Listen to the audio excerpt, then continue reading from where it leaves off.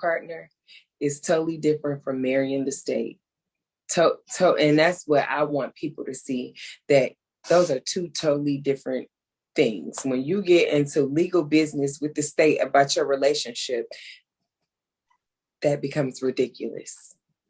If you just think about it, it's ridiculous. Why would I volunteer to do that?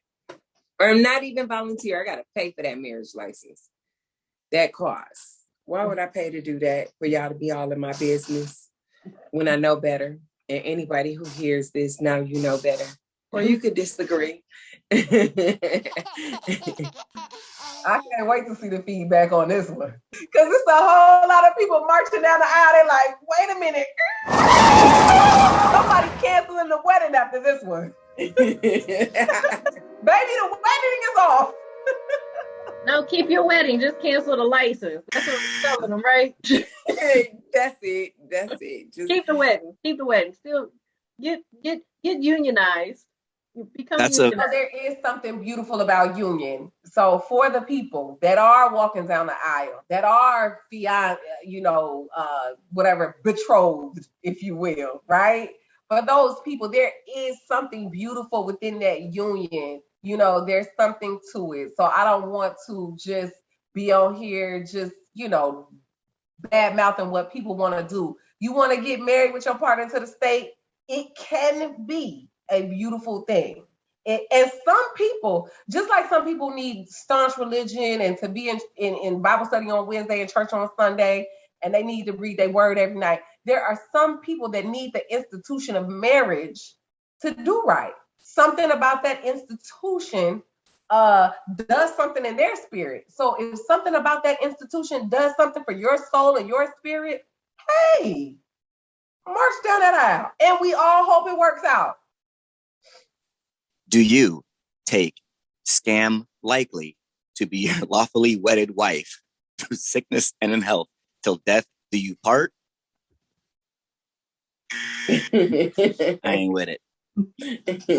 You sign that marriage license, you signing away a lot of your rights as a man, and a woman is signing into some benefits potentially at some point.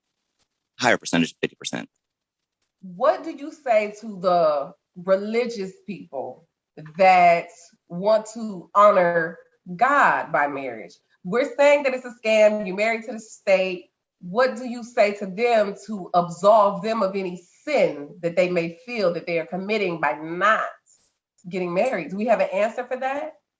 What do I say to spiritual or Christian believers? In the Bible, even God didn't marry his baby mama. Right? The closest he got to marriage was impregnating Mary. Even his son Jesus was riding around these whole streets during his earthly ministry with Mary Magdalene. And there's no words of them getting married. And she actually performed wifely duties, massaging his feet with her perfume and hair. And she was the first one to the tomb when he rose on the third day. So if it's good enough for God, Jesus, and the Holy Spirit, it's good enough for me. Basically, we've all heard a little bit about what's in it for women, what's in it for men. So I think with men having the most to potentially lose is why we ask the question as it relates to marriage. Well, what do you bring to the table? What do men want to hear? What do they need to hear when they ask the question, what do you bring to the table? I think that's a lot. So I wasn't going to say anything about women don't have anything to lose, because that's a lie. Women lose everything and have to restart and rebuild just as a man does. Now, where you may get more benefits, which don't equal out, is when you have a child in the middle of it, or maybe property in the middle of the relationship. That has to be split up. So, the two of you can't stay in the home, and maybe both of you don't want to stay in the home. You have to sell it and get the profits from it. No matter what you get when you are dissolving a business, it's never going to be enough, because you are starting your life over at some point in time. And the only way it will be enough if it provided 4 times the income you would make that year to just start over. You got to start over with furniture and a new place and cars and switching over insurance and cell phones and just dissolving the whole thing. So, I mean, women lose out a great deal as well, especially if they still have the care of the children, because 100% of the time, because you have to be, you're cultivating life here. You know, you still have to be sensitive to them because they too are mourning the death of, you know, the separation between a parent or another loved one that was in the house, which a step parent or whatever, you know. So women definitely lose out, and we bring a lot to the table. You know, in my case, or in a lot of women's cases, you sacrifice your whole life. You sacrifice your degree. You sacrifice all of your time.